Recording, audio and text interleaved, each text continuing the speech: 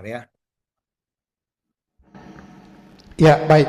Bapak Ibu Saudara-saudara, di sini ada 22 partisipan.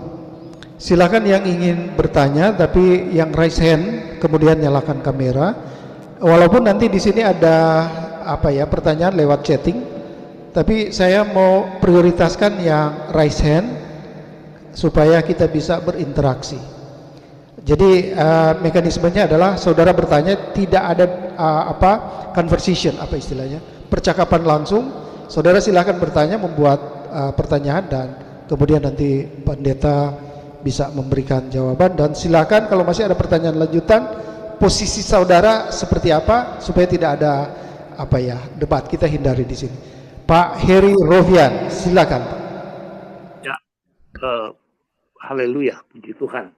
Saya bersyukur malam hari ini saya mendapatkan pengajaran dan kesaksian, khususnya pengajaran yang sifatnya teologis, teologia komparatif atau teologia perbandingan yang dengan akibat-akibat dampak-dampaknya.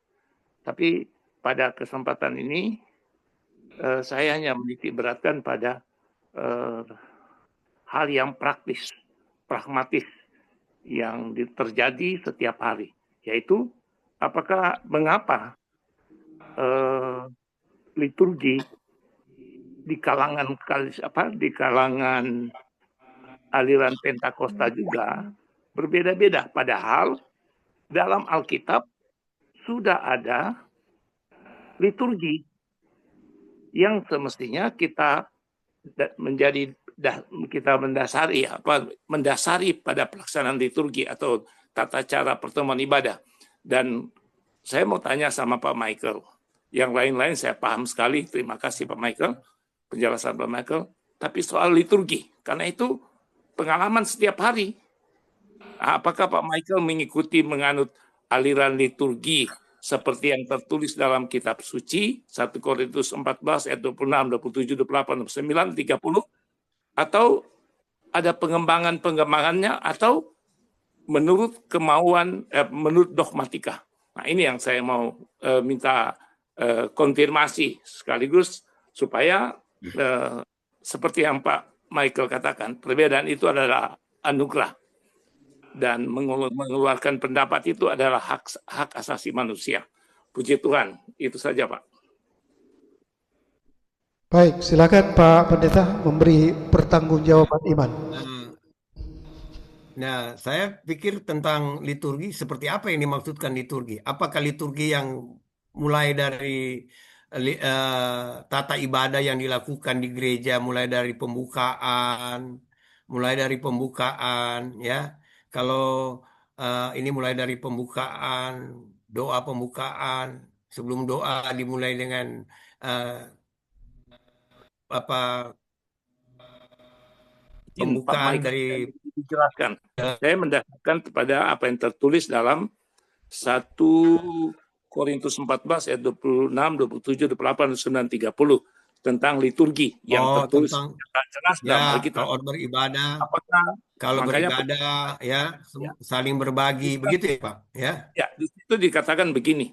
1 Korintus 14 ayat 26, 27, 28, 29, 30. Jadi bagaimana sekarang saudara-saudara bila mana kamu berkumpul? Itu kan dibicara liturgi, tata cara ibadah. Bila mana kamu berkumpul, hendaklah masing-masing, dalam tanda kutip kalau saya baca dalam terjemahan asli, bila mana kamu berkumpul, boleh secara masing-masing atau bersama-sama bernyanyi, bermazmur, pengajaran. Dan pengajaran itu ada dua, kesaksian dan doktrin, indoktrinasi tentang firman Tuhan. Baru penyataan roh. Di sana ada penglihatan, bahasa roh, penubuatan. Lalu tujuan semuanya itu untuk membangun. Nah, apakah Pak Michael melakukan itu atau bisa dikembangkan? Karena pengalaman kami dalam pelayanan, kami menggunakan liturgi itu. Liturgi yang tertulis dalam 1 Korintus 14 ayat 26 sampai 30 Terima kasih Pak Michael. Ya, Hanya ini baik. untuk belajar Ya, komparatif perbandingan. ya. Baik. Tidak semua ya. Ya, namanya kalau kita bersaksi ada, puji-pujian, bermazmur ada, ya, bermazmur ada, ya, dan hampir semua, ya, hampir semua ada. Cuma dalam konteks misalnya pernyataan-pernyataan roh, ya, nah itu kan pernyataan roh itu artinya sesuatu yang bukan ritual. Pernyataan roh itu kan berarti tidak ditentukan waktunya, ya kan? Kalau memberikan pernyataan roh, karena dalam ibadah kan tidak ada akal. Kita lihatkan pernyataan roh. Ya.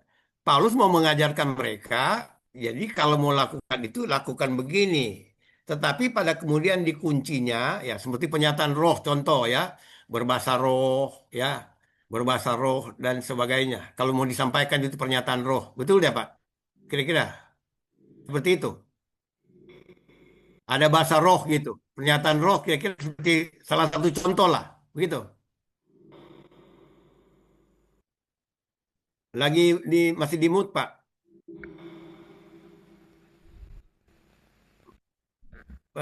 Masih di mood. Ya, masih nutup Pak Hari. Ini Masih yang tutup. saya maksud sesuai dengan literal. Penyataan roh. Kalau pernyataan roh adalah apa yang tertulis dalam kitab suci. Tapi penyataan roh adalah penglihatan, nubuatan, marifat berjalan. Tapi seperti yang dijelaskan dalam 1 Korintus 14 ayat 30, tujuan semuanya itu untuk membangun. Ada satu lagi yang berbahasa roh dan karunia menafsirkan bahasa roh. Dan itu yang kami praktekkan dalam pertemuan-pertemuan ibadah kami. Ya, puji Oke. Tuhan. Baik. Saya lanjut ya. Nah, Ya, pernyataan roh, saya sampaikan tadi pernyataan roh. Makanya saya sampaikan tadi, apakah pernyataan roh itu termasuk juga dengan berbahasa roh? Ya kan? ya, Ternyata Bapak, masuk ya, menerapkan itu. Ya, tidak semua. sama dengan Kenapa? menafsirkan bahasa roh. Kenapa? Menafsirkan bahasa roh.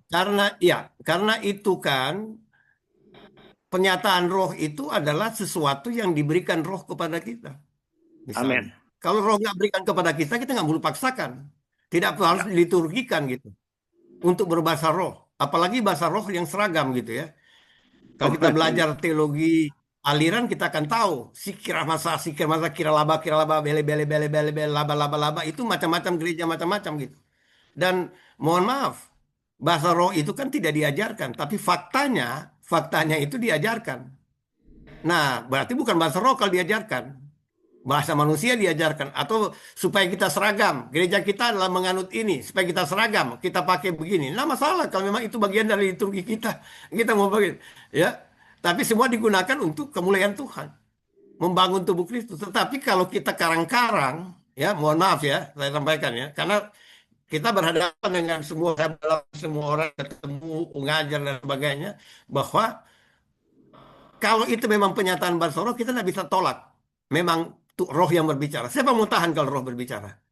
Ya. Tapi kalau kemudian tunjuk hebat dalam ibadah, itu yang Paulus larang.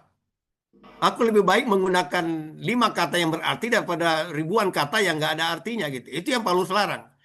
1 Korintus 14 itu sebenarnya penertiban. Penertiban orang yang melakukan ibadah yang salah. Termasuk tadi. Nggak ada pernyataan roh, kemudian seakan-akan pernyataan roh biar kelihatan rohani. Ya, biar kelihatan rohani. Ya, jadi sebenarnya itu saya katakan bahwa ada hal-hal yang kita betul-betul uji segala sesuatu. Tadi ada kata kunci itu ujilah segala sesuatu. Uji. Apakah benar itu bahasa roh? Apakah itu pernyataan roh, penglihatan benar atau ya contoh baru-baru ini lagi heboh. Pentakosta ketiga. Persatuan Nabi di dunia. Ini contoh ya. Persatuan nabi-nabi di dunia katanya. Tadi kalau menurut Pak Walda itu nggak ada nabi lagi nih. Ya kan? Tapi persatuan nabi-nabi sedunia dalam pertemuan mereka di luar negeri, luar di mana nanti bisa research aja. Ini bukan karang-karang, ini fakta. Ya. Kemudian mengatakan pencurahan roh ketiga itu di Indonesia dan ditentukan di CICC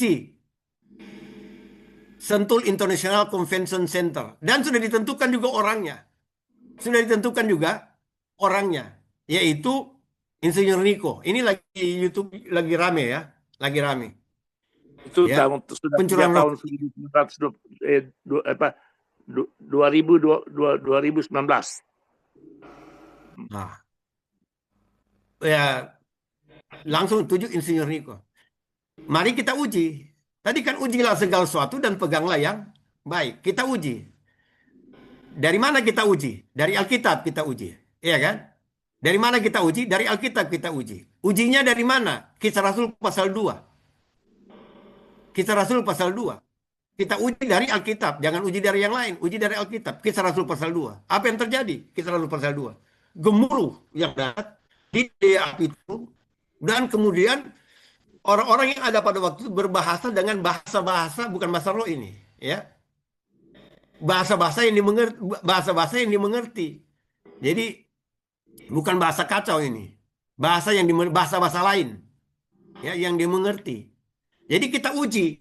Maka ini yang kita bilang, uji segala sesuatu pegang yang baik. Alat ujinya apa? Alat ujinya adalah Alkitab. Tadi saya sudah sampaikan bahwa kebenaran itu adalah Alkitab. Uji, apakah benar? Kemudian kita lihat pola dari pencurahan Roh Kudus. Sudah dinubuatkan terlebih dahulu, Pak. Ribuan tahun sudah dinubuatkan. Ya, Yoel telah menubuatkan, kemudian Tuhan Yesus menyampaikan itu. Jangan keluar dari Yerusalem. 10 hari lagi kamu akan menerima Roh Kudus.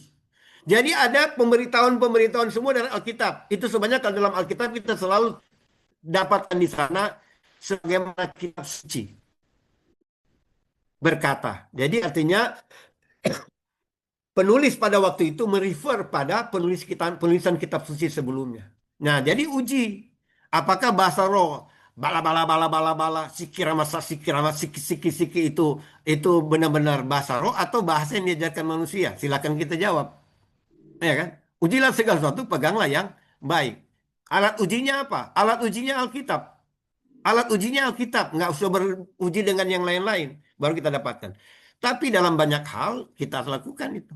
Dalam banyak hal. Kalau memang Tuhan kasih Pak Walda ini penyataan roh dan dia berkata-kata dalam bahasa roh yang memang betul-betul bahasa roh, itu kita mau larang aja sama Roh Kudus gitu, ya kan?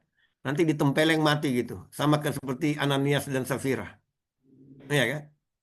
Jadi uji segala sesuatu. Nah, tadi Bapak katakan liturgi itu ya kami tidak menggunakan semua. Tapi kami tidak melarang kalau memang orang-orang mengalami penyataan roh. Begitu, Pak. Ya. Dalam gereja kami tidak melarang. Saya pribadi tidak melarang. Ya, kalau memang itu penyataan roh, karena saya takut ditempeleng, ditampar oleh Roh Kudus gitu. Kalau saya melarang itu memang pekerjaan Tuhan. Tapi kalau bukan pekerjaan Tuhan, tinggal kita simpulkan ini benar atau tidak.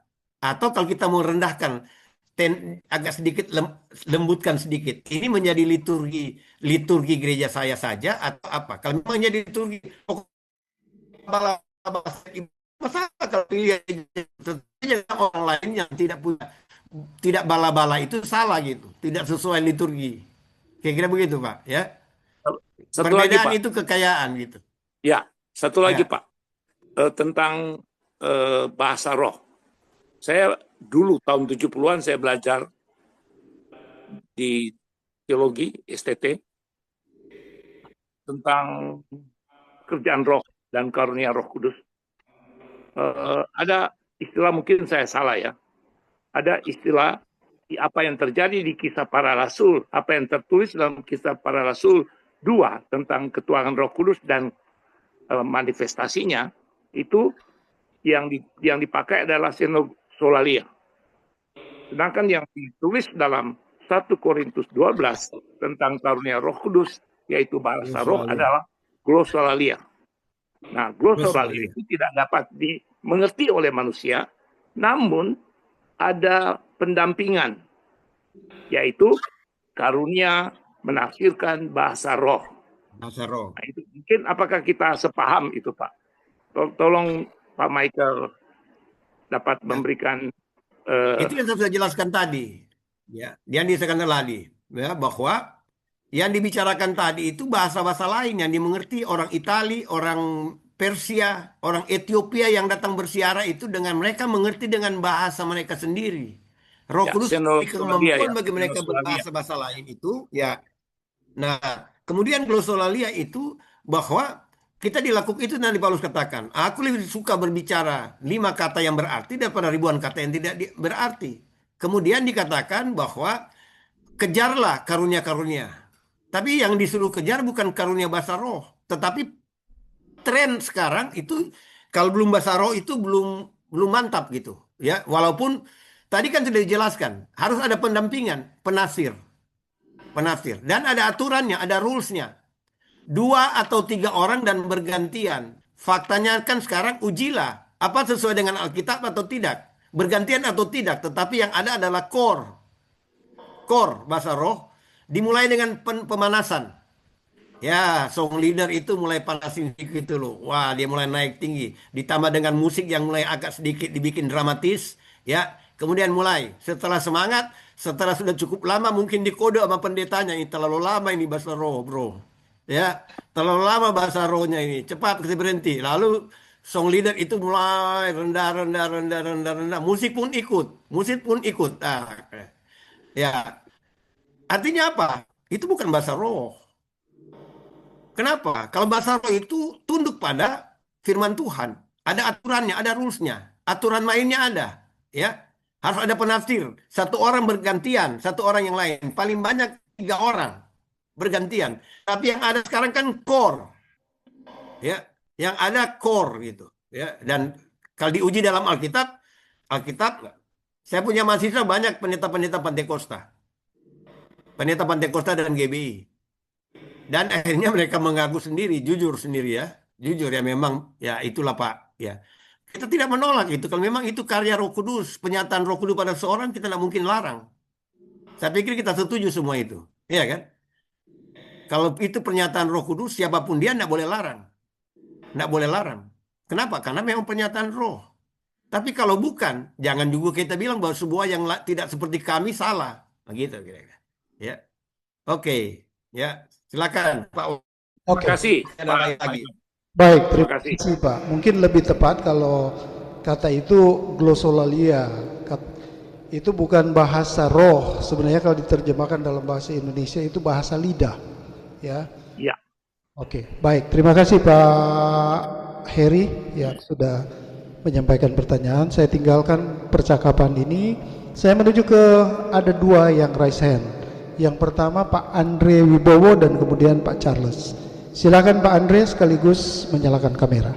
Ya, Ya, terima kasih Pak. Selamat malam selamat semuanya. malam. Silakan Pak. Terima kasih Pak Michael yang sudah menyampaikan tadi begitu luar biasa.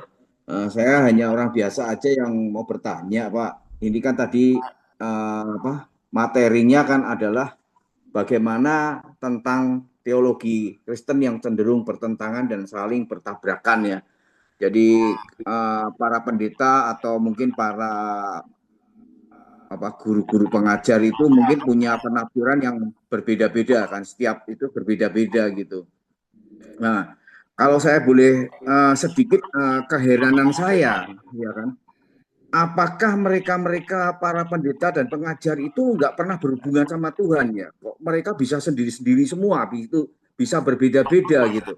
Ini kan jadi aneh gitu kan ya. Kalau kita lihat ya Pak ya, sebetulnya ini cuma dibagi 3. 1 Tuhan yang akan menyelamatkan kita, 2 adalah iblis yang tidak rela kalau kita diselamatkan, jadi dia itu tugasnya menyesatkan kita gitu kan. Lah, ketiga adalah manusia. Manusia ini kan di dalamnya roh. Kita ini makhluk roh, bukan makhluk manusia. Manusia itu cuma baju aja. Lah, roh yang di dalam manusia ini mau agamanya apa, ya, mau rasnya apa, yang mau lahir tahun berapa, itu dosanya sama, Pak. Nggak ada yang berbeda. Ya kan? Dosanya tidak ada yang berbeda. Semua punya dosa yang sama. Tapi kenapa bisa berbeda-beda tentang keselamatan gitu kan? Bisa terpecah belah, bisa bermacam-macam gitu. Jadi kalau seperti saya orang awam ini kan jadi bingung. Ya kan? Mana yang paling benar ini Mana gereja mana yang paling benar? Di dalam satu gereja aja pendetanya bisa beda-beda gitu kan. Yang satu bilang begini, yang satu bilang begini. Itu jadi bikin kepala pusing gitu kan. Jadi saya pikir-pikir ini bagaimana? Tadi seperti yang Bapak sampaikan kan. Kalau saya bilang oknum yang menyesatkan kita kan cuma si iblis, ya kan? Lah kita ini memang sebetulnya orang-orang yang berdosa. Orang yang berdosa itu yang seperti apa sih? Gitu kan? Orang berdosa itu yang seperti apa sih? Orang berdosa itu sebetulnya kalau saya boleh bicara ya, kita ini sudah mewarisi ya karakternya si iblis. Jadi kita ini bukan lagi dituntun apa dikendalikan sama si iblis. Kita pun ini sudah jadi iblis sebetulnya. Kita mewarisi egonya si iblis tadi. Maka kalau kita bisa lihat ya kan, para pendeta berkelahi. Walaupun dia pendeta, pengajar, doktor, profesor, S3, S4, tapi masih tersinggung. Itu yang di dalam dia itu masih ego. Ya, masih sendirinya sendiri. Nah, dirinya sendiri itu adalah iblis. Jadi iblis sudah tidak mengajarkan kita lagi untuk menuntun kita berbuat dosa. Tapi kitanya sendiri sudah jadi iblis gitu kan. Maka yang dinamakan dosa itu tidak bisa berhubungan dengan Tuhan. Orang yang bisa berhubungan dengan Tuhan mematikan akunya. Nah, ini kalau orang bisa mematikan akunya seperti Yesus Kristus, orang itu bisa. Kalau bisa ketemu Tuhan, baru bisa tahu semuanya itu sebetulnya gampang, nggak terlalu susah. Tapi ya ini di sini ini. Kalau kita lihat saya begitu ketemu di forum-forum mana atau di membahas apa gitu, ada perselisihan apa saya lihat, aduh, ini jelas-jelas maaf ya Pak, bukan saya merasa paling benar ya, karena saya juga penasaran gitu kan. Nah, saya lihat ini masih akunya yang di dalam, walaupun statusnya sudah pendeta, gelarnya sudah dokter, tapi akunya masih ada, iblisnya masih ada, dia masih iblis. Jadi kalau dia iblis, nggak mungkin dia bisa ketemu sama Tuhan. Ya, masih terselubung, masih tertutup gitu kan. Nggak bisa. Di Yeremia 33 ayat 3, segala semuanya rahasia kerajaan surga akan diberikan. Tapi bagi orang yang bisa berhubungan dengan Tuhan. Nah, selama ini semua orang berdosa nggak ada yang bisa berhubungan sama Tuhan. Semua menafsir. Ya, Pertanyaannya apa, Alkitab Pak? itu, Pertanyaannya ini apa? yang tadi saya Pertanyaannya. bilang kan apa? Pertanyaan saya ini yang jadi heran itu. Saya herannya kenapa Oh, Alkitab itu malah jadi seperti ramalan gitu kan ya. Diramal, ditafsir, merendahkan Alkitab itu sendiri. Padahal itu kan simple ya. Ya, simpelnya kalau menurut saya kebenaran Tuhan adalah yang disampaikan Pak Michael tadi adalah kasih. Nah, kasih itu harus ada di dalam kita. Nah, kalau sekarang yang ada di dalam kita oke. itu bukan kasih tapi ego. Walaupun status kita sudah menjadi pendeta pun, ya kita masih jadi serupa dengan iblis. Kita iblisnya sendiri gitu. Ya itu pertanyaan saya sih Pak. Jadi menurut saya harus dicari, ya kan? Kalau saya bilang oknumnya ya satu itu aja yang bagian penyesatan, tidak ada yang lain lagi. Si iblis aja yang menyesatkan kita. Nah, Baik. kalau mau saya cerita panjang, saya mengalami apa Ya. ya nanti lain kali. Oh, Tapi itu oke. sebetulnya itu Pak. Mungkin Terima yang kasih. eh, pertanyaan Pak Andre tadi sudah diserap, ditangkap oleh Pak Ya. Pendeta Michael. Silakan Pak memberi jawaban. Ya. Jadi eh, kita ini kan manusia berdosa. Tetapi satu hal yang tidak dilupakan, kita ini telah disucikan, telah ditebus, dan menjadi ciptaan baru. Sebagai ciptaan baru, Alkitab katakan, kita terus-menerus diperbaharui. Terus-menerus. Jadi sedang terjadi. Tadi kata bahasa saya itu sedang terjadi. Sedang diperbarui, sedang disempurnakan. Ya. Dan itu terjadi pada setiap manusia. Nah, sampai pada kapanpun kita masih selama kita masih dalam tubuh ini kita tidak mencapai apa yang disebut kesempurnaan dalam pemahaman pun tidak. Dalam pemahaman pun tidak. Nah, tadi dikatakan kenapa kemudian berbeda. Berbeda itu memang karena memang kita berbeda satu dengan yang lain. Yang paling penting kita jangan berbeda dalam pandangan terhadap keselamatan kita dari mana. Tadi Bapak katakan berbeda dalam keselamatan. Kalau dia tidak keselamatan berbeda karena selamat karena perbuatan sendiri atau karena anugerah Allah, nah kita uji. Kita bilang uji. Kita harus pakai alat ujinya. Alat ujinya Alkitab. Apa kata Alkitab tentang selamat oleh karena perbuatan sendiri? Selamat karena perbuatan sendiri itu Alkitab sudah katakan Efesus 2 ayat 8 dan 9. Itu bukan hasil pekerjaanmu. Jangan ada orang yang memegahkan diri. Ya. Jadi uji di Alkitab. Contoh, ya tadi keselamatan. Apakah keselamatan oleh karena iman atau oleh karena iman anugerah Allah dalam iman atau oleh karena perbuatan manusia? Paulus sudah pastikan tidak karena manusia, tapi karena anugerah Allah. Jelas ya. Alat uji mana? Alkitab. Tadi contoh liturgi yang ditanyakan Pak Rofian. Alat ujinya mana? Alkitab. Ya. Bagaimana? Yang itu dia. Jadi semua soal perbedaan tadi keniscayaan itu. Memang kita berbeda. Nanti akan kita akan jadi sama dengan Kristus. Pada satu saat. Ya. Roma pasal 8 ayat 9 kita akan menjadi serupa dengan dia. Ya. Serupa dengan dia. Di situ baru kita menjadi sempurna. Kenapa? Karena ketika kita diubah menjadi sempurna, serupa dengan dia, yaitu sempurna. Kita menjadi seperti Yesus, seperti ketika Tuhan menciptakan kita, serupa dengan gambaran. Ya, menurut gambar dan rupa kita, ya, penciptaan dalam Kejadian 1 ayat 26. Itu kemudian kita ditebus, diperbaharui. Kita adalah ciptaan baru. Ya, 2 Korintus 5 ayat 17. Dan dalam katakan lain, kita terus-menerus diperbaharui untuk memperoleh pengetahuan yang benar menurut gambar kaliknya. Jadi soal kita masih berbeda itu wajar. Ya, nanti kita tidak akan berbeda lagi tentang Tuhan. Oh, Tuhan itu begini.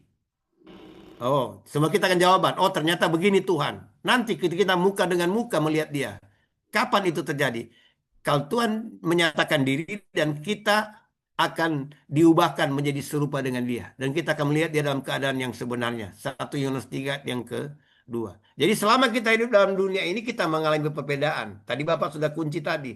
Sepanjang kita ada kasih, perbedaan itu kita bisa atasi. Itu bagian topik kita yang utama ini sebenarnya adalah bagaimana kasih mengikat, mempersatukan, dan menyempurnakan. Ada perbedaan itu wajar, keniscayaan. Tetapi tanpa kasih, perbedaan itu bisa terjadi pembunuhan.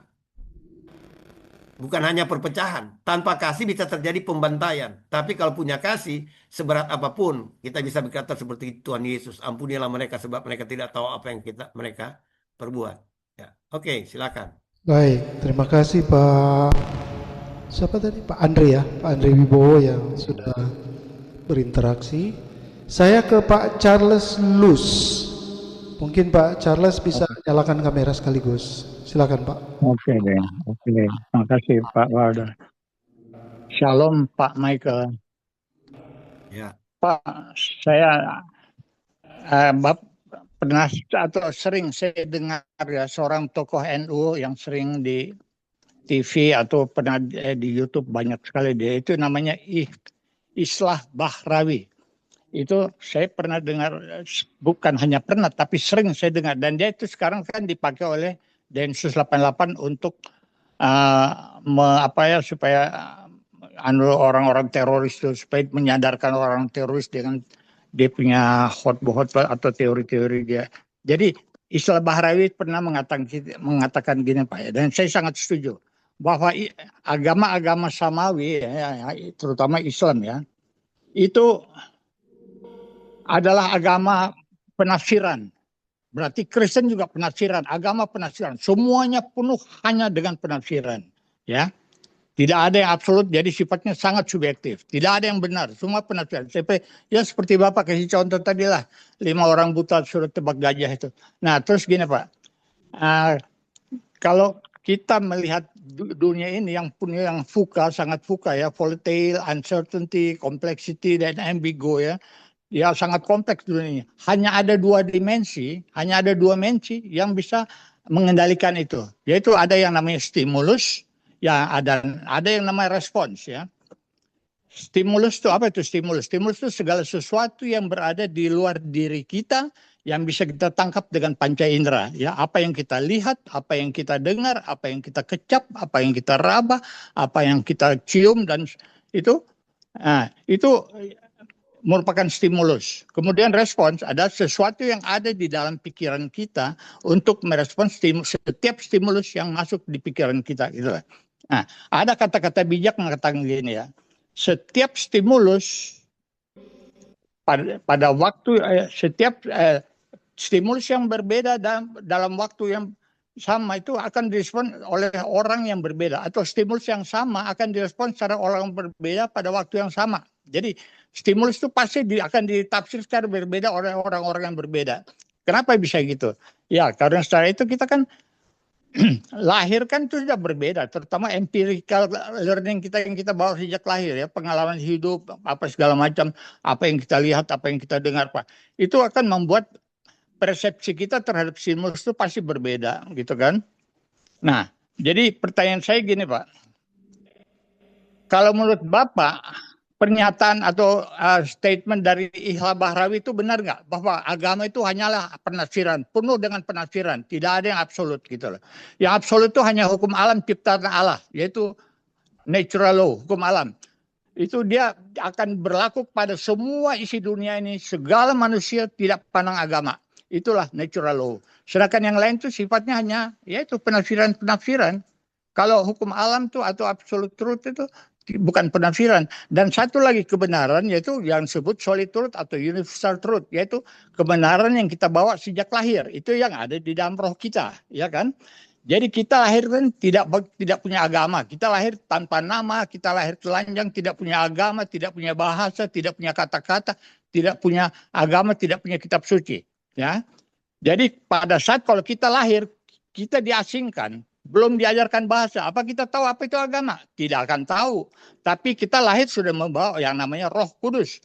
Itu dalam Roh Kudus itu ada namanya, di dalam Roh Kudus itu ada namanya intuisi, ada nama faith atau iman, ada namanya conscience ya. Ada yang namanya extrasensory perception atau indera keenam. Nah, di dalam conscience itu, itulah tempat Allah menitipkan semua nilai-nilai Allah, yaitu nilai kasih, nilai empati, nilai kejujuran, nilai keadilan, nilai kebenaran, nilai keadilan, Charles, segala macam nilai-nilai Tuhan ada di dalam. try to make it simple. Baik, sudah tangkap ya. Sudah tangkap ya. Jadi Jadi poinnya pertanyaan adalah saya, apakah kalau saya menurut setuju Bapak itu dengan bagaimana? Saya punya ungkapan ini. Itu aja, terima kasih Pak. ya. Jadi pernyataan Isra bertolak dari pernyataan Isra Bahrawi ya. Oke, saya juga sering dengar dia ya, sering dengar dia. Nah, wajar saja setiap orang bisa buat pernyataan, Pak.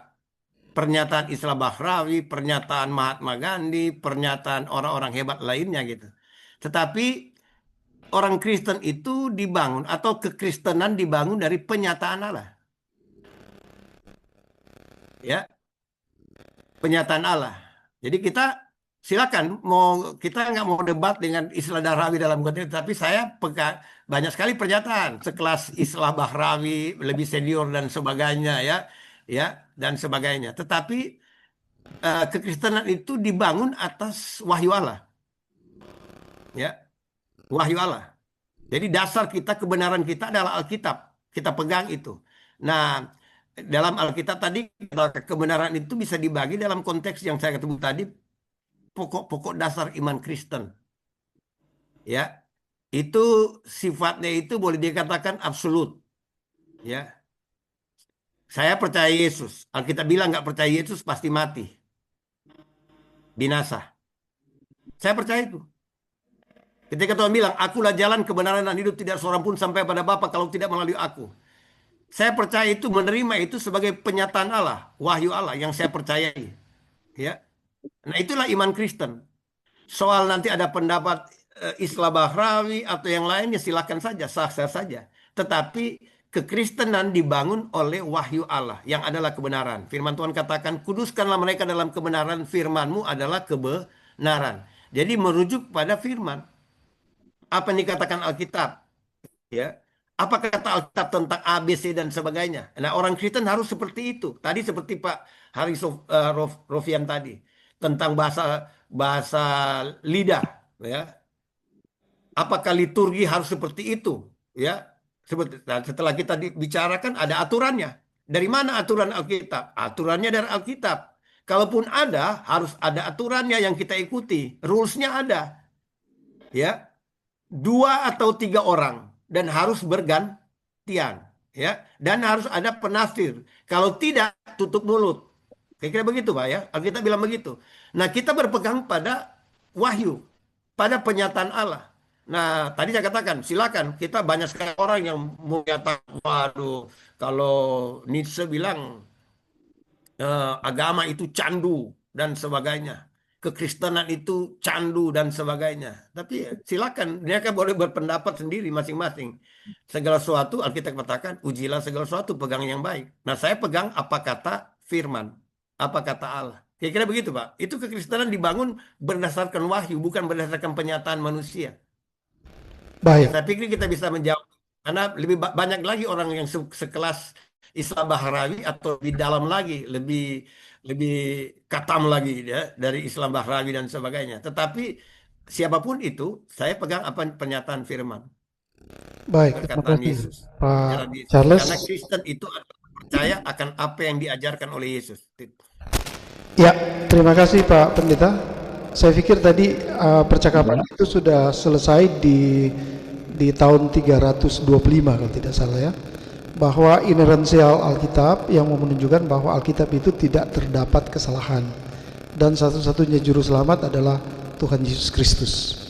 Nah, artinya kalau dikatakan bahwa dasar pijak kekristenan itu tidak dalam tafsiran, tapi justru dalam penyataan yang sifatnya secara literal, secara faktual, bahwa Yesus satu-satunya juru selamat, dan itu yang mengangkat kekristenan itu pada posisi yang jelas begitu, tidak dalam bentuk tafsiran. Kalau tafsiran-tafsiran yang umum, ya itu bisa saja terjadi, dan inilah percakapan kita malam hari ini yang terjadi berbagai perbedaan-perbedaan. Tapi kalau satu-satunya keselamatan itu hanya dalam Yesus, dan itu sudah jelas Pak. Kemudian ada satu ayat lagi yang sedikit ini sebelum saya ke Pak Anfal, bahwa di dalam Yohanes pasal 1 ayat 29 di situ dikatakan bahwa lihatlah anak domba Allah yang menghapus dosa dunia.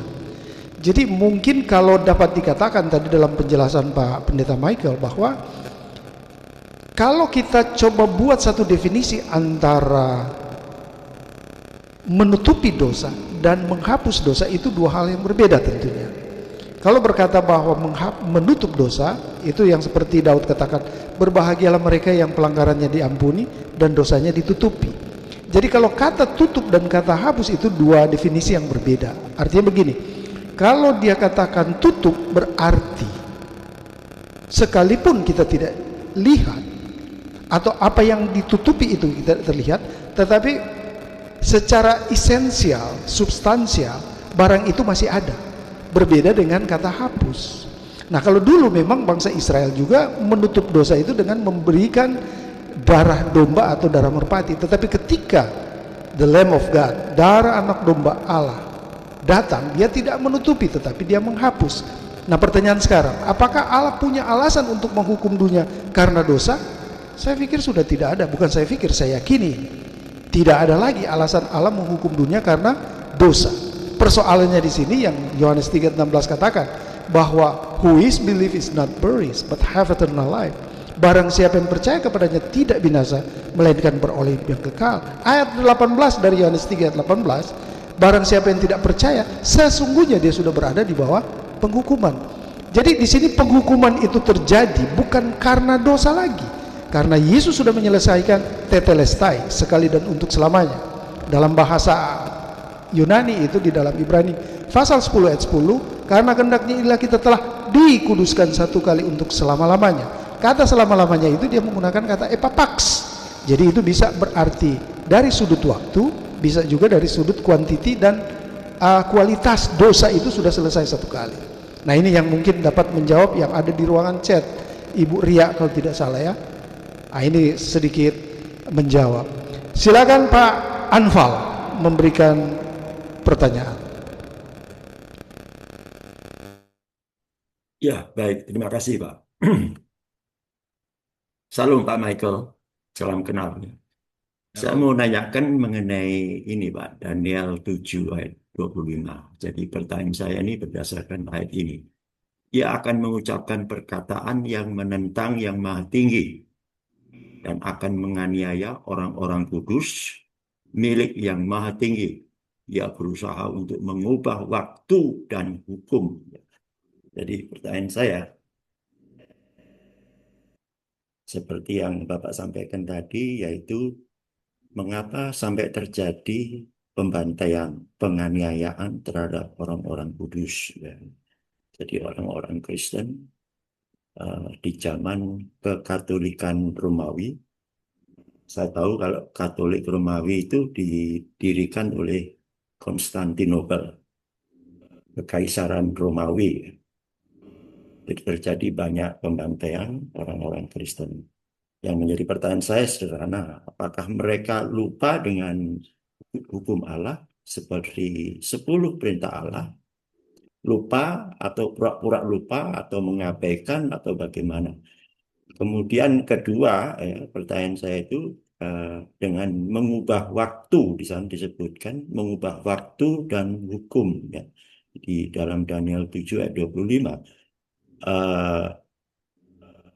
Pertanyaan saya, mengapa, siapa yang mengubah waktu? Siapa itu sebenarnya yang mengubah waktu?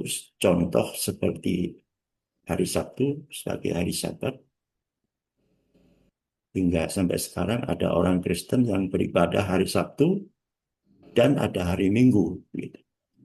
Ini ada perubahan waktu. Jadi saya mohon penjelasan siapa sebenarnya di balik semuanya itu. Itu saja Pak, sederhana. Terima kasih. Ya, yang pertama kan eh, yang apa, menghujat atau apa yang Maha Kudus, Yang Daniel 7 ayat 25 ya. menentang yang Maha Kudus, ya. Yang pasti bahwa yang menentang tidak percaya pada Kristus itulah antikristus. Itulah bicara tentang sosok antikristus. Kemudian tadi bicara tentang mengubah waktu. Saya belum baca konteksnya bicara apa panjang di situ, Pak. Ya, mengubah waktu soal ibadah. Tapi menurut saya ibadah, kita mau beribadah kapan saja itu adalah ibadah. Kalau Iya. konteks ibadah, mau hari apapun kita boleh beribadah. Orang Kristen beribadah pada hari Minggu, dari hari Sabtu ke hari Minggu karena uh, hari Domingo itu pertama sesudah Sabat, mereka hari pertama sesudah Sabat jatuh pada hari Minggu. Dan Yesus bangkit pada hari Minggu. Kemudian orang-orang mau bersuka cita. Jadi Domingo itu hari Minggu, hari Tuhan, ya, hari Tuhan bangkit. Jadi orang beribadah pada hari itu. Nah, itu pun tidak harus kalau tidak ibadah pada hari Minggu kemudian salah. Karena kalau kita bicara ibadah dalam Alkitab Yohanes pasal 4 ayat 24, ya, ya, menyembah Allah pada Allah itu dalam roh dan kebenaran bukan lagi soal waktu, bukan soal ruang, bukan soal melalui sesuatu kebendaan, tetapi kita sendiri yang menjadi bait Allah itu sendiri, beribadah itu. Jadi ibadah dalam pengertian secara betul-betul rohaninya adalah diri kita yang beribadah. Setiap tutur sapa kita, tindakan kita, dimanapun kita berada, itu adalah ibadah kita. Jadi ibadah itu bukan pada hari Minggu. Itu boleh disebut ibadah raya. Ibadah berkumpulnya orang-orang percaya, ya, pada hari Minggu 2 jam. 2 jam juga itu sudah terlalu lama, ya. Sehingga karena terlalu lama pendeta berkhotbah, yang ada dia main game. Yang ada dia main game dan sebagainya, ya. Jadi itu ya kalau kita bicara tentang merubah waktu ibadah dan sebagainya, itu bisa dilakukan oleh siapa, kesepakatan saja. Nah, orang-orang percaya pada waktu mau beribadah pada hari Minggu dan kemudian berlanjut, sejarah gereja berlanjut sampai sekarang, kemudian dunia menerima itu, ya itu tidak masalah. Bisa saja kesepakatan dunia bukan pada hari Minggu. Oh, jangan hari Minggu lah. Hari Minggu kita piknik-piknik gitu. Ya, kesepakatan janganlah ibadah pada hari Senin, hari kerja. Nah, itu bisa saja. Jadi soal hari itu dalam konteks beribadah yang sesungguhnya Pak sudah nggak berhubungan lagi tentang ruang, waktu, materi, ruang dan waktu.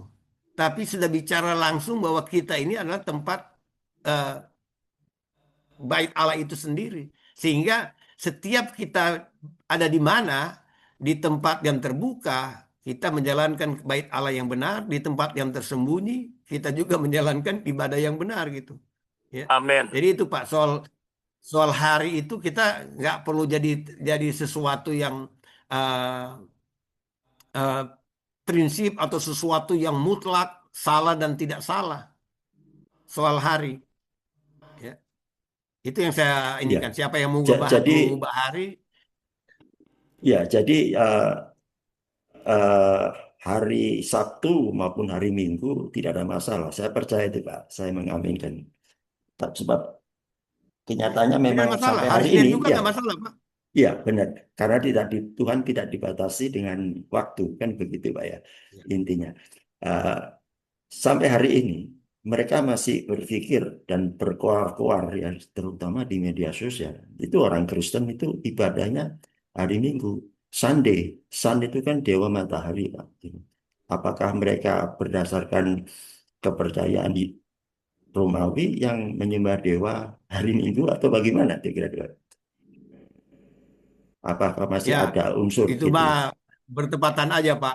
Yang Begitu ya, pasti bahwa dalam itu ya yang bertepatan aja karena bahasa Inggris dipakai Sunday. Tapi hmm, bahasa Latin dipakai Domingo, Domingo. ya. Hmm, Hari pertama setelah Sabat. Jadi kita tidak persoalkan lagi karena dasar hmm, beribadah itu Alkitab katakan kalau di dalam Yohanes pasal 4 ayat 24 penyembah-penyembah yang benar akan menyembah Allah dalam roh dan kebenaran. Itu sudah tidak bicara lagi soal ruang waktu, tetapi soal kebenaran, soal Yesus ya, dan soal firman. Kemudian ibadah sejati, ibadah yang benar itu yaitu tadi Roma pasal 12 ayat 1 dan Roma 2 12, mempersembahkan tubuhmu yang hidup, yang yang kudus hidup dan yang ya, berkenan. Jadi ya, mau ibadah hari Sabtu mau ibadah hari Minggu, kita ibadah 10 kali sehari, tapi kita nggak hidup kudus dan berkenan, ya ibadah kita nggak benar. Ya, ya, jadi benar. tidak bicara lagi soal waktu, tetapi soal Ya, bicara tentang kualitas kita beribadah, yaitu bagaimana dalam setiap waktu kita selalu terarah pada Tuhan, melekat pada Tuhan, ya, terikat. ya, ya. Kemudian mengenai ini Pak, khusus mengenai apa penganiayaan, pembantaian, kan sudah jelas ada hukum. Tentu mereka ada mengenal hukum, Pak ya. Di mana 10 perintah itu salah satunya jangan membunuh. Kok sampai terjadi demikian? Kira-kira bagaimana menurut Pak Michael? Rupanya ini terputus, Pak. Pak Michael, jaringan terganggu ini, Pak. Ah, kita mau menunggu dulu ini sambungan Pak Michael ya. Iya, terima kasih Bu Ria. Pak Anfal masih bisa tahan ya? Ini belum terputus ini Pak. Belum Iya, belum tersambung ini. Ah, Jadi memang kalau dikatakan bahwa ada satu waktu di mana Tuhan Yesus bertemu ya dengan seorang perempuan dan dia katakan bahwa orang akan menyembah Tuhan di Bukit Gerisim. Tapi nanti satu waktu mereka tidak akan lagi datang ke sana, tetapi mereka akan menyembah dalam roh dan kebenaran.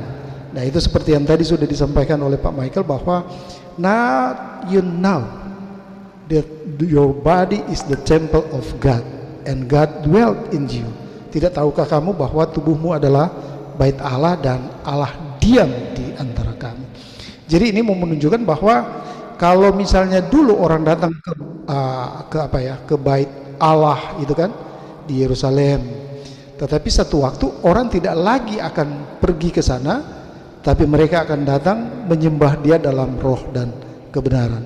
Nah artinya di dalam Roma pasal 12 ayat 1-2 itu yang menjadi inti di sini renewing day by day. Jadi akan terjadi satu pembaruan dari hari ke hari itu berdasarkan ini kadang-kadang begini Pak ya. Kita berpikir bahwa nanti hari Minggu bahwa kita beribadah, tidak kan? Tetapi segala sesuatu yang menjadi kegiatan orang Kristen itu sebenarnya sudah menjadi bagian dari ibadah kita kepada Tuhan. iya, Setuju ya? Jadi iya, ya kita ada dalam posisi yang sama. Jadi ada satu ayat yang berkata begini Pak Anfal. Dari Dia di dalam Roma pasal 11 ayat 36, dari Dia, oleh Dia, untuk Dia, bagi iya, Dialah kemuliaan sampai selama-lamanya. Jadi boleh Amin. dapat dikatakan kalau misalnya dari dia, itu berarti bicara dalam source-nya, sumbernya, kan gitu. Sumbernya dari Allah. Kemudian bagi dia dan untuk dia. Pertanyaan sekarang, kalau begitu kita ini posisinya apa? Nah, dalam bahasa yang lain disebut begini, Pak. Di situ dalam bahasa Yunani lebih tepat dikatakan begini, epilambano atau lay hold on. Jadi artinya posisi kita ini kan tidak berarti dihasilkan oleh hasil upaya kita, tetapi itu adalah satu pekerjaan yang dilakukan oleh Roh Kudus, dan posisi kita tidak dalam bentuk usaha, tetapi kita dalam bentuk memberikan diri kita, lay hold on. Saya mungkin memberikan satu ilustrasi begini, Pak Anfal. Pak, ini saya kasih ke Bapak HP saya. Terserah Bapak mau buat apa ini. Apakah Bapak mau belajar karena di dalam ada Alkitab, ada concordance, ada bahasa Yunani, ada bahasa Ibrani, ada interlinear dan sebagainya. Itu berarti saya berikan ke Bapak. Jadi HP saya itu tidak lagi menjadi hak saya, tetapi menjadi hak Pak Anfal. Nah, posisi kita di sini untuk menghasilkan dalam Galatia pasal 5 ayat 22 itu bukan buah-buah ya. Di situ dia sebut di situ tunggal, buah roh, tetapi menghasilkan 9 jenis. Nah, menghasilkan 9 jenis ini adalah bagaimana kita lay hold on atau epilambano, menyerahkan saja kepada Tuhan, dan nanti Roh Kudus itu yang bekerja menghasilkan buah-buah yang 9 tadi. Sehingga dapat dikatakan bahwa ibadah itu tidak lagi hanya berbicara pada hari Minggu, berbicara pada hari Senin, anytime Pak, anywhere, any place. Mungkin begitu yang kalau kita bisa diskusi di sini. Menurut Pak Anfal bagaimana? Bisa? Iya, setuju Pak. Iya. Terima kasih Pak. Tapi begini Pak, saya mau tanya sedikit juga mengenai bait Allah. Karena tubuh kita ini kan tubuhmu adalah bait Allah. Bagaimana dengan orang Israel yang sekarang ini lagi bersemangat-semangatnya ya untuk membangun bait Allah? Apakah Pak setuju apa enggak kira-kira secara pribadi Pak? Baik Pak, mungkin begini. Kalau bicara bait Allah di sini kan ada dua, bait Allah dalam bentuk spiritual dan bait Allah dalam bentuk fisik. Nah, bagi kita di sini kan orang percaya itu diidentikan, dianalogikan seperti bait Allah, tetapi dalam bentuk spiritual kita kan. Tidak tahukah bahwa tubuhmu? Nah, yang kedua, dalam konteks bangsa Israel sekarang sedang mengajukan proposal dan bahkan panitia untuk membuat bait Allah, itu memang mereka sedang rencanakan itu untuk menantikan Mesias. Bagi mereka Yesus yang dulu itu adalah yang tersalib itu, bagi mereka itu kan bukan Mesias. Mereka sedang menantikan Mesias yang bukan seperti dalam gambaran fisik mereka itu. Nah, jadi pada waktu tertentu bagi saya secara pribadi sebenarnya itu kan penyangkalan terhadap Yesus. Yesus. Ya. Betul Pak ya. Tapi bagi bangsa Israel mereka sedang menantikan itu. Kenapa? Karena orang-orang Yahudi itu mereka belum dapat memberikan persembahan korban bakaran, korban persembahan itu di bait Allah, di ruang Maha Kudus sebelum bait Allah itu tuh ada. Sekarang ini kan mereka hanya bisa menyembah itu lewat sinagog-sinagog yang ada. Tetapi bagi mereka inti dari penyembahan mereka itu bukan di sinagog, tetapi di bait Allah yang disebut dengan bait Allah ketiga. Kan sebentar. Tapi saya pikir ini topik yang berbeda Pak Anfal kalau kita mau bahas ya. Tapi nantilah tahan aja dulu. Okay. Ini menjadi kekayaan. Silakan Pak Michael. Ini tadi putus ya. Ya tadi mohon maaf ya. Jadi yang saya jelaskan tadi cukup ya sebenarnya ya. Kecuali kita berkembang ke yang lain, dan memang waktu kita bukan untuk bicara itu ya. Ada topik tersendiri kalau bicara tentang eskatologi ya, hal-hal yang akan datang ya, banyak nanti Pak Walda akan undang yang lain juga untuk bicara gitu ya tentang hal ini gitu. Karena topik kita bicara pada, mungkin kita fokus aja karena udah malam itu ya. Kita fokus aja ke yang harus sesuai dengan materi. Silakan Pak Walda.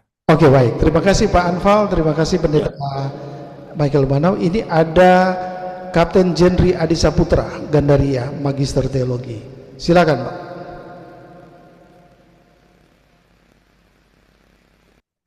Shalom, selamat malam. Selamat malam, shalom. Silakan Pak Cap.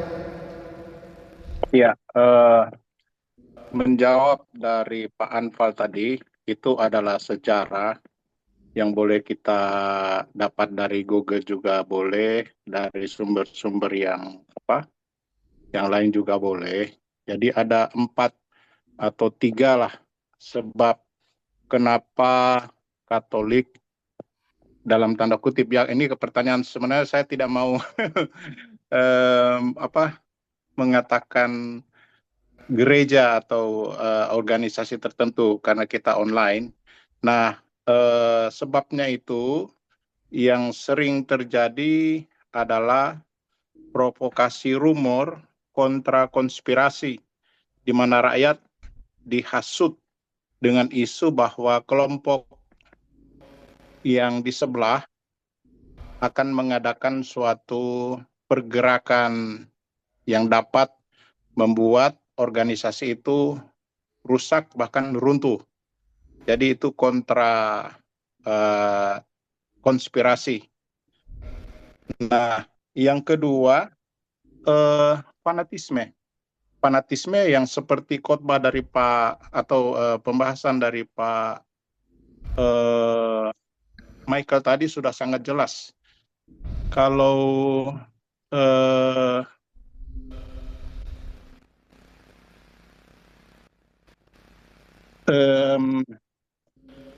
pahlawan nasional kita Ibu R.A. Kartini pernah mengeluarkan statement, agama mendekatkan orang kepada Tuhan. Tetapi banyak orang mengatasnamakan agama untuk melakukan dosa atas nama Tuhan. Nah, mungkin itu yang terjadi pada saat itu. Kemudian ada alasan raison d'etat of nation. Jadi negara itu punya power di atas agama. Sehingga pemerintah berdasarkan isu-isu politik masuk di sana. Termasuk pada saat itu kalau kita boleh lihat di sejarah, Raja Charles ke-9, Raja Prancis, sangat lemah di bawah pengaruh ibunya Catherine. Kemudian yang notabene dari seberang. Kemudian Catherine de Medici, ibu suri kerajaan Prancis. Jadi mereka ini yang ikut andil, dan Henry Duke of Guise, mereka yang sama-sama ikut, sehingga terjadi korban di pihak yang waktu itu baru mau muncul. Karena waktu itu kan terjadi protes 95 dalil di gereja Wittenberg. Saya kira itu salah satu alasan kenapa sampai terjadi itu. Jadi bukan kalau direferensikan dengan khotbahnya Pak Michael, kenapa Rasul Paulus mengatakan perpecahan itu bagus, itu saya kira paradoksnya itu berbeda. Saya kira itu. Terima kasih Pak Walda. Baik, terima kasih Cap. Jadi by the way, ini jalan ini atau masih standby? Masih. Kayaknya karena perang jadi peralatan kita punya spare part itu ketahan di daerah sana. Kalau begitu singgah Manado dulu dong, baru sebelum berangkat. Oke, dan Kendaki. Oke, makasih. I hope so. Bapak Ibu saudara-saudara yang kekasih, memang seperti yang tadi Pak Pendeta katakan ini sudah larut, tapi saya coba memberikan satu kesempatan lagi. Ini Penatua Andi Rival Tulung. Silakan. Pak Ipai. Oke, kalau tidak saya ke Pak Wilmar. Silakan Pastor Wilmar Yanis.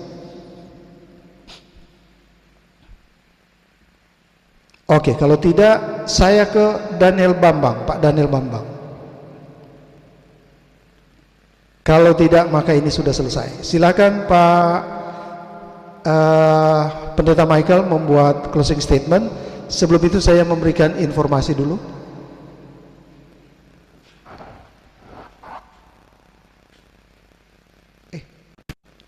Sorry sorry ini. So tak hapusin. Oke, sebentar Pak. Ini.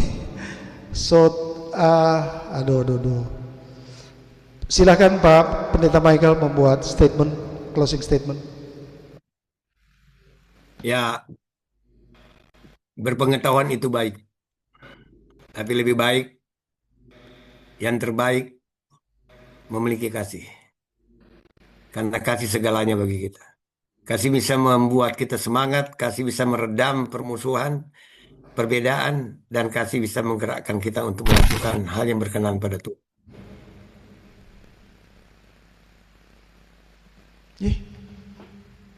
Ya, Baik, terima kasih Pak Pendeta Michael. Maka kita akan menutup pertemuan ibadah kita ini. Sebelum saya tutup, Bapak Ibu Saudara-saudara, bahwa nanti minggu depan ada hadir pelayan yang dia adalah seorang rabi sinagog. Ya, ini coba kita belajar untuk menimbah ilmu, tidak dalam perdebatan-perdebatan, tetapi beliau sudah bersedia dan dia memang adalah ketua rabi yang ada di Sulawesi Utara. Kalau Bapak Ibu pernah ke Tondano, kalau di wilayah Manado, itu sinagog Syamaim ya, pintu surga, saya lupa itu. Kalau tidak salah seperti itu. Nah itu narasumber kita tanggal 31 adalah Rabi Palilingan. Ringan. Ya, itu anaknya dari Yakov. Yakov Palilingan. Itu Pak Heri lebih. Ya, berikut ini. Nanti tanggal 7 kita akan sama-sama belajar bersama dengan Dr. Rita Wahyu Wulandari. Nah, dia akan membahas bagaimana kita belajar metode pembelajaran dari orang Israel. Nah, kita pahami bahwa orang Israel itu dari dulu hingga kini ya, mungkin Pak Pendeta Michael ada Bet Shafer, Bet Midras, dan Bet Talmud. Nah, jadi nanti 3 poin itu yang mungkin akan dibedah, tapi yang akan kita lihat nanti dari pembelajaran itu adalah bagaimana beliau akan mentransfer, dihubungkan dengan gereja kekinian. Demikian yang bisa disampaikan. Sekali lagi kami menyampaikan terima kasih untuk Pendeta Dr. Michael Henry Lumanau, Sarjana Hukum, Magister Teologi, dan sebentar lagi akan memperoleh 1 doktor lagi ya, ini karena sudah sementara menyusun disertasi. Dan kami menyampaikan terima kasih untuk Pak Heri Rofian, Pak Daniel Bambang, Pak Wilson Som Pangke, Dr. Jendri Adi Saputra Gandaria, Pak Anval, Pak Charles, Lucy, Pak Andre Wibowo, dan saudara-saudara kita yang lain. Ya, ada Ibu Lika, ada Pak Wilmar, ada Pak Rifael Tulong, baru ada Pak Yoram, Bung Yoram. Kami juga menyampaikan terima kasih untuk Ibu Steri yang sudah menyiapkan link, dan ini bukan link Indonesia, ini link dari Amerika. Oke, silakan, dengan kasih kami persilakan Pendeta Michael Lumanau untuk menutup kita dalam pertemuan ini. Mari kita berdoa ya. Tuhan, kami bersyukur, berterima kasih untuk kesempatan yang indah bagi kami untuk belajar firman Tuhan melalui diskusi teologis pada malam hari ini. Tuhan, tolong kami agar supaya kami terus-menerus dituntun oleh Roh Kudus sehingga kami terus mengalami pembaruan-pembaruan dalam kehidupan kami, khususnya pemahaman kami tentang Engkau. Hari lepas hari biarkannya kami terus diperbaharui supaya kami bisa memperoleh pengetahuan yang benar menurut gambar kaliknya, menurut Engkau sendiri. Tuhan, tolong kami dengan kerendahan hati terus belajar untuk mencari pemahaman-pemahaman yang lebih tepat dalam tuntunan Roh Kudus terhadap firman Tuhan. Terima kasih, berkati setiap kami dalam kehidupan keluarga, pelayanan kami, pekerjaan kami, dan apa saja yang kami kerjakan, kami lakukan dalam kasih, dan apa saja yang kami lakukan untuk kemuliaan Tuhan. Terpujilah Tuhan kekal selama-lamanya. Tuhan juga memberkati saudara kami, saudara kami di Grace Ministry dalam mengelola Grace Ministry ini dengan baik agar terus menjadi berkat bagi banyak orang. Tuhan berkati saudara kami, Pastor Walda dan tim. Terima kasih, terpujilah Tuhan kekal selama-lamanya. Demi nama Tuhan Yesus kami berdoa. Amin. Amin. Terima kasih. Amin. Terima kasih. Pak Michael Shalom. terima kasih banyak. Ya. Terima kasih Makasih semuanya. banyak. Terima kasih Pak Michael. Oke. Terima kasih Pastor Terima Walda. kasih Pak Walda. Terima kasih Pak Pak. Henry. Ya, terima kasih Pak Hadi. Terima kasih, Pak Walda. Terima kasih Pak. Ya, semuanya selamat malam.